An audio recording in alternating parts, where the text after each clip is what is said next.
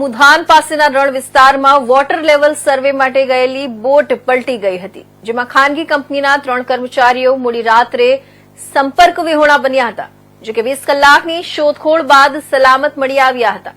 કંપનીના engineer Karansinh Jadeja, surveyor Ravindra અરેચિયા અને operator આદર્શ કુમાર શુક્રવારે સાંજે અટપટા ક્રીક વિસ્તારમાં વોટર લેવલ માપવા ગયા હતા. આ દરમિયાન તેમની બોટ અચાનક પલટી જતા 3 કર્મચારીઓનો સંપર્ક તૂટી ગયો હતો.